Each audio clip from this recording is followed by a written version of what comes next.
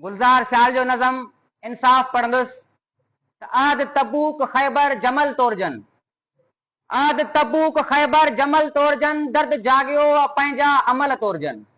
हर हीअं मां थी रक़्सम बग़ावत अचे, दिल चवे थी त हाणे क़यामत अचे। हिकिड़ो इंसाफ जो अहिड़ो ओथर ॻोल्हे जीअं हाबील जो केस ॿीहर खुले, हिकिड़ो इंसाफ जो अहिड़ो ओथर ॻोल्हे जीअं हाबील जो केस ॿीहर खुले। वे जो प्यालो अदालत में आणे सघे जीअं सुकरात इंसाफ माणे सघे। तुर्त अमली मकाफ़ात लिखजी अचे, ताज कुंडन जो ईसा जो छिकजी अचे। मुनसफ़ी जे अदा में कलंदर अचे, कोन लश्कर सां ॿीहर सिकंदर अचे। इक़्तिदारी विलोटन खे परखे वढियूं, इक़्तिदारी विलोटन खे परखे वढियूं, कीअं दारा जूं ओरंग अखियूं कढियूं।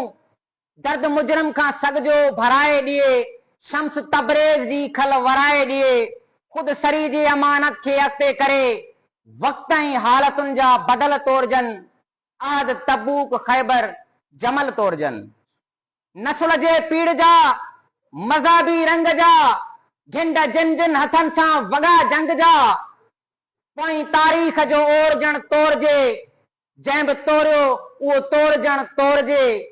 कंहिं बि ज़ालिम जो नालो वॼे छो पियो, को बि चर्चल कुलनि ते खॼे छो पियो। बेउसूली हवालनि जी छो थी वणे, का बि तहज़ीब हिटलर खे छो थी ॼणे।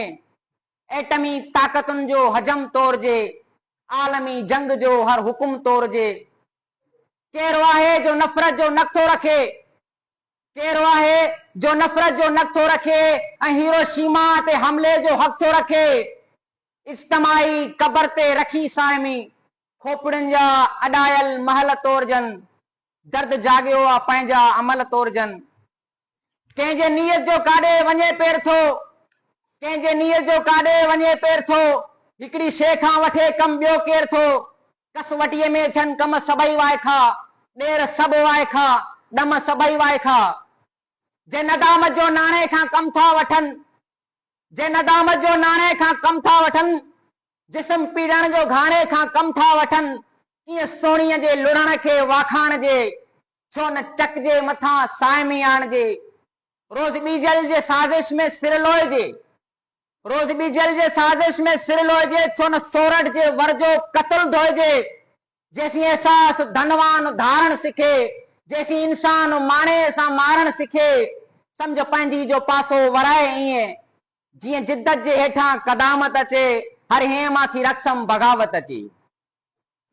साख डारवन जे वाइपे जी खणी, ज़िंदगीअ जा सभई नज़रिया तोड़जन। जीअं मज़लूम क़ौमुनि जो गिरियो तुरे, साह मींहं में ॿ क़ौमी नज़रियो तुरे।